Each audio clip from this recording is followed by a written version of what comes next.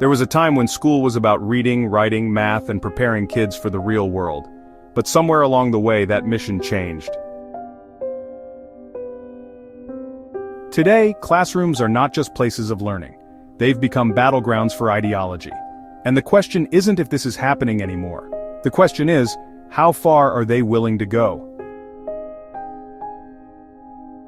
Across North America, public schools are introducing gender identity programs that go far beyond teaching kindness and acceptance.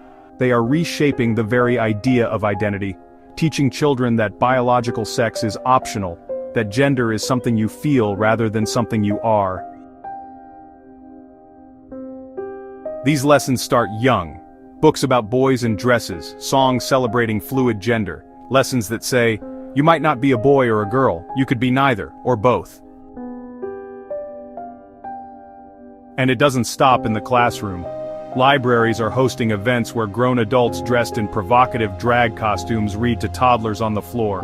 5-year-olds watching men in heels and glitter tell them they can be anything they want to be, even if it means denying reality. And if you, as a parent, raise a concern, you're labeled homophobic, bigoted, behind the times. But what if you're not any of those things? What if you're just a mom or dad who believes in common sense and wants your child to grow up without confusion planted in their mind?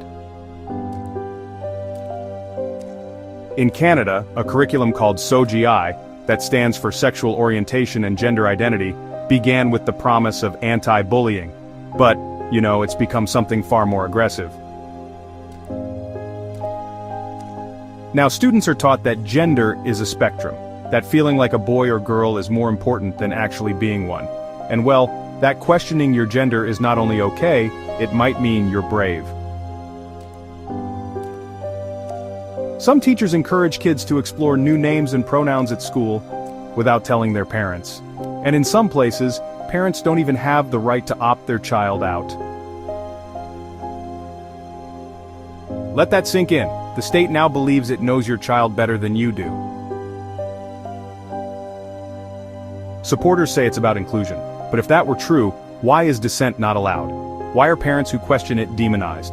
Why are teachers who object being silenced, or even fired? This isn't just inclusion, it's indoctrination. And it's built on the idea that traditional values, like man and woman, mother and father, objective truth, are dangerous.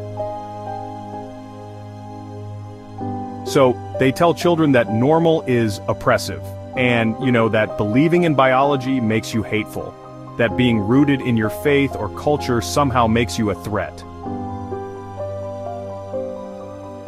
They are not just teaching your kids, honestly, they are replacing you, replacing your values, replacing your voice, replacing the role of the parent with the power of the state.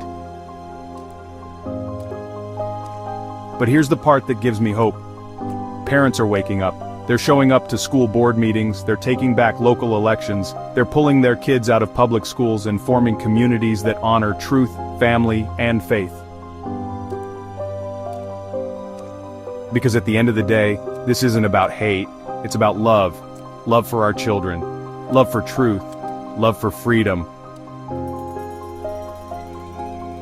We're not against anyone's right to live how they want, but we are against systems that confuse our kids, divide our families, and punish people who dare to disagree. You don't have to be extreme to see what's happening, you just have to be awake. And once you're awake, it's your duty to speak. Because silence isn't safety anymore. Like, share and subscribe to The Conservative Cardinal for more truth.